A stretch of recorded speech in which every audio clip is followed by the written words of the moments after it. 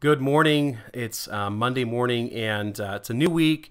Daylight savings is still kicking my butt. I'm exhausted. It's 8:52, and it feels like it's 7:52, and I'm still fighting to wake up. But this morning, I have something on my mind that I wanted to share with you guys and see what you think.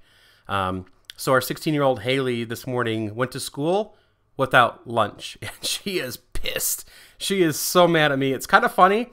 And I kind of don't care. I think it's kind of hilarious. But I think in this day and age, there's so many teenagers that think they know everything. And sometimes you have to put them in their place and remind them that they are in charge of their own future. They're in charge of their own destiny, right?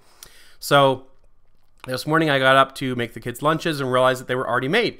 Katie made them, and it was fabulous. It means 10 minutes I don't have to waste making lunches. I can sit down with the kids and help them make sure that they get homework done and, you know, put their homework back in their in their folders, because lately Jackson hasn't been getting his homework turned back in. So anyway, lunches are already done. I sit down, hanging out with the kids, eating breakfast, and we walk out the door like normal, right?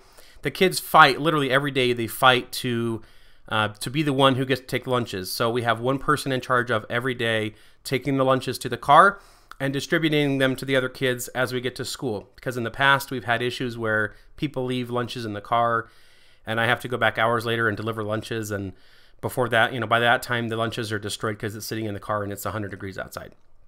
So anyway, there's one person in charge of lunches. We get in the car, we're halfway to school, and Amber, she's 13, reminds me that there's only 4 lunch bags in the car and there's 5 kids. And I'm like, well, who didn't have a lunch? And it's Haley. Haley's 16. And 2 weeks ago, we made it a rule that she's in charge of her own lunches because she's an adult. She thinks she knows everything, and she wants to do things for herself. She wants us to treat her like an adult. So we're like, okay, we're going to give you an allowance that you can buy your own food with, and you can buy whatever you want. You've got to make sure that it goes for the whole week, right? And you've got to pack your lunches and make sure that they get in the stack with everyone else's lunches. So anyway, halfway to school, we realized she doesn't have a lunch. And so she's fully expecting me to go back home, make her a lunch, and deliver her lunch back to school. And I've got work to do. I can't do that. So she's pissed off at me, and I love you too. And I'm like, you know, like here I am, the bad guy, because I'm not going to make you a lunch and bring it back to school because it's, and I felt kind of guilty really at first. I did feel guilty, and I feel like crap even kind of now. But it's like, where do you draw the line where someone needs to do things for themselves, right? Because she wants to be treated like an adult. She wants to have adult consequences, and this is one of those things. We teach our kids consequences with every little tiny detail of their life, because regardless of what you might do or be, there's consequences to everything you do, right? If you don't fill up your car with gas, like the other day, I forget what I was out doing. I was running errands, and I didn't put gas in my car. And then the next errand I needed to go on, I had to stop and put gas in my car. So I had to leave the house earlier. And it's like a lot of times I don't think Haley understands the consequences of everything. There's a consequence everywhere for every single thing we do. And so this was one of those opportunities for her to learn. And really, like, I thought maybe if I go deliver her lunch, I can be the nice guy, I can be the savior. But I've reminded her several times over the last couple of weeks that she needs to make sure to pack her lunch. And she's been fairly good about it, you know, once she's reminded.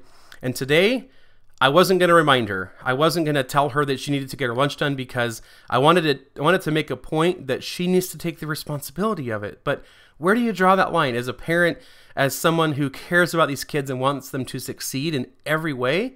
Where do you draw that line? So I'm curious what your thoughts are. If you've had experiences, I mean, this morning I talked to my sister. She said she had an experience similar today about her son not waking up on time and not getting a chance to eat breakfast. And that sucks. I mean, when I've had kids to do that, like this morning, Parker almost didn't get to eat breakfast because he couldn't find his shoes. And I made them tear apart their room to find shoes this morning.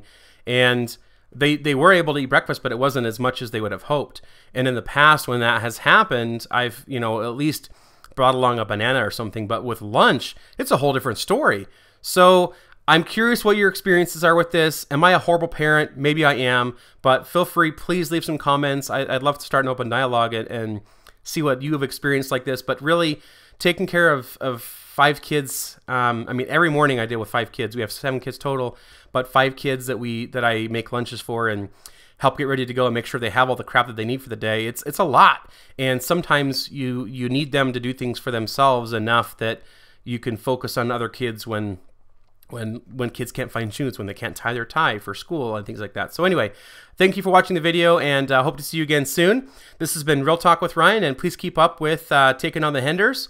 Subscribe to our channel, and thank you very much. Peace out.